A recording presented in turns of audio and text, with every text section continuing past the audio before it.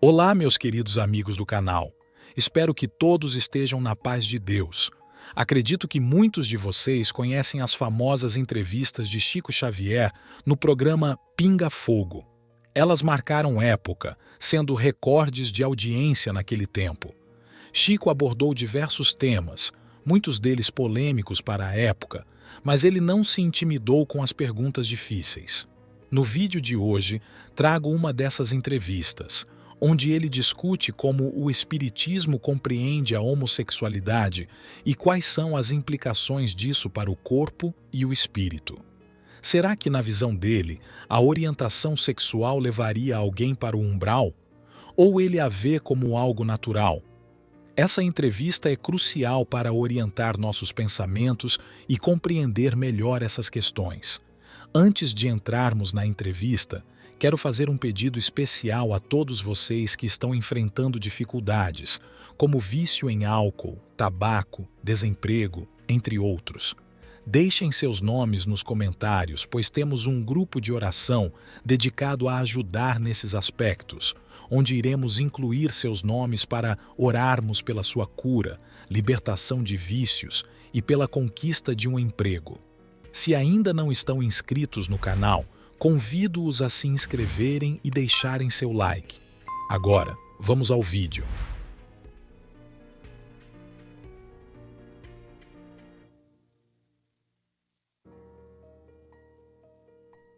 Tem aqui uma pergunta de Dona Maria Lúcia Silva Gomes, Avenida Tucuruvi, 763. Pergunta como se explica o homossexualismo e a perturbação no comportamento sexual à luz da doutrina espírita. Temos tido alguns entendimentos com espíritos amigos e notadamente com Emmanuel a esse respeito. O homossexualismo, tanto quanto a bissexualidade ou bissexualismo, tanto como a sexualidade, são condições da alma humana. Não devem ser interpretados como fenômenos espantosos, como fenômenos atacáveis pelo ridículo da humanidade. Tanto quanto acontece com a maioria que desfruta de uma sexualidade dita normal, aqueles que são portadores de sentimentos de homossexualidade ou bissexualidade são dignos do nosso maior respeito e acreditamos que o comportamento sexual na humanidade sofrerá de futuro revisões muito grandes, porque nós vamos catalogar, do ponto de vista de ciência, todos aqueles que podem cooperar na procriação e todos aqueles que estão numa condição de esterilidade. A criatura humana não é só chamada à fecundidade física, mas também à fecundidade espiritual. Quando geramos filhos através da sexualidade dita normal, somos chamados também à fecundidade espiritual, transmitindo aos nossos filhos os valores do espírito de que sejamos portadores. Não nos referimos aqui aos problemas do desequilíbrio, nem aos problemas da chamada viciação nas relações humanas. Estamos nos referindo a condições da personalidade humana reencarnada, vamos dizer, muitas vezes portadora de conflitos que dizem respeito, seja a sua condição de alma em prova, ou a sua condição de criatura em tarefa específica, de modo que o assunto merecerá muito estudo e poderemos voltar a ele em qualquer tempo que formos convidados a entender. Vamos dizer com licença, porque nós temos um problema em matéria de sexo na humanidade que precisaríamos considerar com bastante segurança e respeito recíproco. Vamos dizer, se as potências do homem na visão, na audição, nos recursos imensos do cérebro, vamos dizer, nos recursos gustativos, nas mãos, na tactilidade com que as mãos executam trabalhos manuais, nos pés. Se todas essas potências foram dadas ao homem para a educação, para o rendimento no bem, isto é, potências consagradas ao bem e à luz, em nome de Deus, seria o sexo, em suas várias manifestações, sentenciado às trevas? Homossexualismo ou homossexualidade. Existe uma grande diferença entre esses termos, embora ainda sejam usados como sinônimos. A palavra homossexualismo era utilizada quando a homossexualidade era considerada um transtorno mental. Estava, inclusive, listada no Código Internacional de Doenças a pedido da Organização Mundial da Saúde. O primeiro manual diagnóstico e estatístico de transtornos mentais, o qual hoje se encontra na sua 5ª edição, usava o termo homossexualismo para se referir a uma desordem sexual. Assim, pessoas com essa orientação sexual sofriam perseguições violentas e eram incentivadas ou obrigadas a buscar uma cura para a sua condição. Instituições religiosas ofereciam terapias de conversão às quais não faziam efeito, mas muitos fingiam mudar para deixarem de sofrer. Até hoje encontramos práticas como essa na sociedade. Somente em 1990, o homossexualismo deixou de constar nas páginas do CID. O Brasil estava um pouco mais adiantado, tendo deixado de considerar essa orientação sexual como doença em 1985. Ainda assim, muitos países consideram que as pessoas homossexuais são doentes e não devem expressar a sua sexualidade em público. Esse pensamento também é encontrado no Brasil na atualidade devido à falta de conhecimento acerca da sexualidade humana.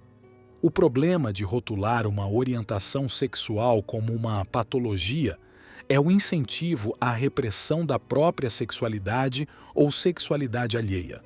Pessoas homossexuais são encorajadas a viver na surdina para não ofender os demais com demonstrações de afeto ou sua personalidade, além de estarem suscetíveis a sofrer violência simplesmente por terem uma sexualidade diferente. Essa postura autoritária as torna infelizes e corrobora para o surgimento da depressão, ansiedade e outras condições. Você sabe o que é orientação sexual? A orientação sexual refere-se à direção ou à inclinação do desejo afetivo e erótico de cada pessoa. De maneira simplificada, pode-se afirmar que esse desejo, ao direcionar-se, pode ter como único ou principal objeto pessoas do sexo oposto, heterossexualidades, pessoas do mesmo sexo, homossexualidades, ou de ambos os sexos, bissexualidades. O termo orientação sexual tem sido utilizado nos últimos anos, ao invés de opção sexual, pois a ideia de opção permite a compreensão de que o homossexual escolheu sentir o desejo que sente e, portanto, poderia ter optado por ser heterossexual. Se fosse uma questão de opção, heterossexuais também poderiam escolher sentir desejo por pessoas do mesmo sexo, o que pode ou não acontecer. Por isso, o correto é dizer e utilizar orientação sexual. É importante lembrar também que não nascemos com uma orientação sexual definida, pronta, acabada. Pelo contrário, ao longo da vida vamos aprendendo e nos identificando com diferentes formas de vivenciar nossos desejos de uma forma mais fixa ou mais flexível, conforme as experiências vividas por cada um, ampliando nossos olhares. Desde que foi nomeada pela ciência, a homossexualidade e a bissexualidade estiveram geralmente associadas ao crime, ao pecado e à doença. Por isso, antigamente dizia-se homossexualismo e bissexualismo, usando o sufixo ismo para indicar que as práticas homossexuais eram consideradas doenças e, portanto, poderiam e deveriam ser tratadas. Desde 1993, a Classificação Internacional de Doenças não considera mais a homossexualidade como doença, deixando de considerá-la como algo que deve ser tratado e pode ser curado. Desde 1999, o Conselho Federal de Psicologia, por meio da Resolução 1 de 1999, proibiu que os psicólogos submetessem pessoas a terapias curativas para convertê-las da homossexualidade. Artigo 3º. Os psicólogos não exercerão qualquer ação que favoreça a patologização de comportamentos ou práticas homoeróticas, nem adotarão ação coercitiva tendente a orientar homossexuais para tratamentos não solicitados. Parágrafo único. Os psicólogos não colaborarão com eventos e serviços que proponham tratamento e cura das homossexualidades. Sendo assim, o uso do sufixo ismo foi substituído pelo sufixo dade, reconhecendo que se trata de uma vivência e prática humana, característica da sexualidade das pessoas e que nada tem a ver com doença, crime ou pecado. Desta forma, podemos entender a homossexualidade como atração afetiva e sexual por uma pessoa do mesmo sexo. Da mesma forma que a heterossexualidade e a atração por uma pessoa do sexo oposto e não tem explicação científica universal, a homossexualidade também não tem, e cada pessoa escolherá a sua forma de viver, ou não a sua homossexualidade, sendo algumas mais visíveis e outros menos.